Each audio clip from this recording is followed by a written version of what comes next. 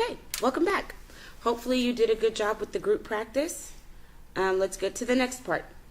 So this key point says, the probability or chance of a trait being expressed is calculated this way. So you take the number of offspring that demonstrate a trait and divide it by the total number of offspring and multiply by 100.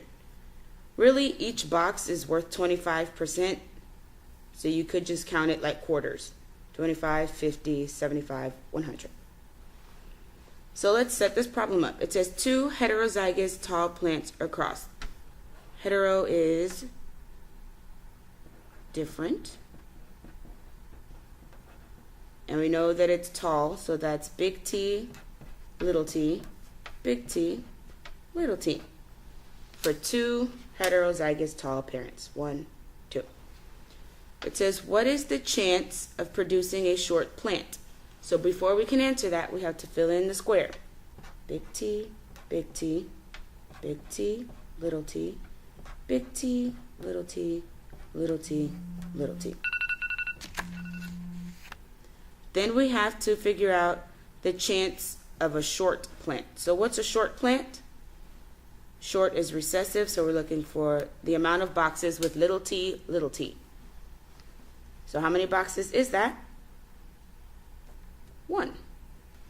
So there's two ways to figure this out. 1 over 4 times 100, or you can just count them like quarters, is 25%.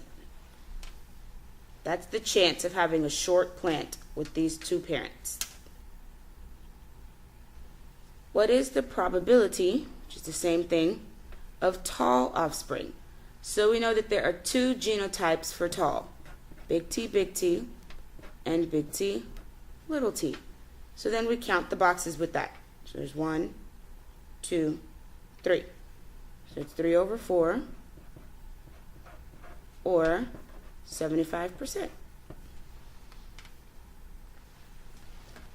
The next key point.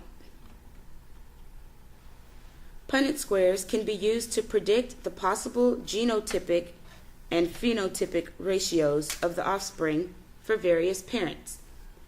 Genotypic is the same thing as genotype, so letters. And phenotypic is the same thing as phenotype, or physical traits.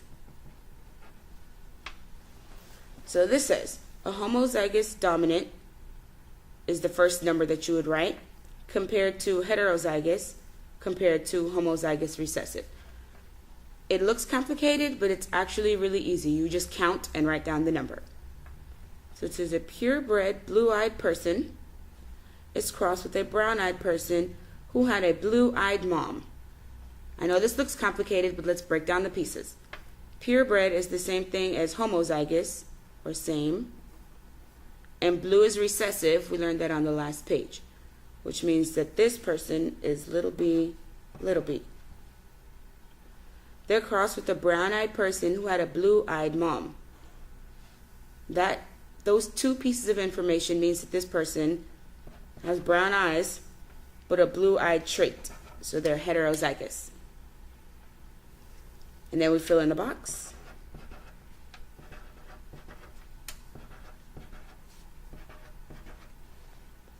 And then we count. What is the genotypic ratio? So we look, how many are homozygous dominant? The answer is 0.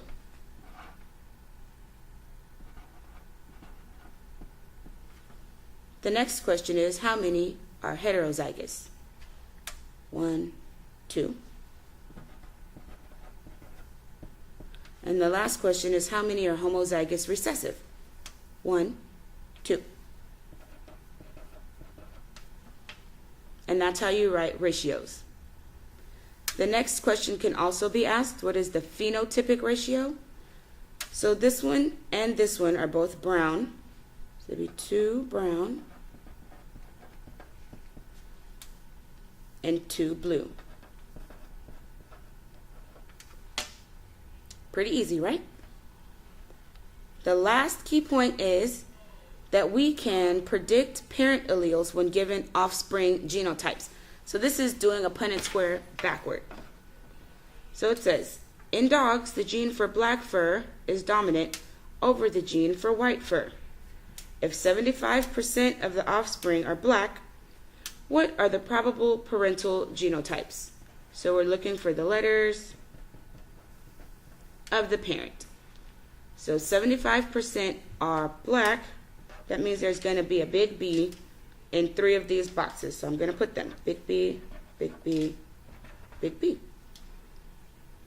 That means that the other 25%, or the last box, has to be white. It's little b, little b. And then we work backward. In order for this box to exist, what has to be here? A little b. And what has to be here? A little b.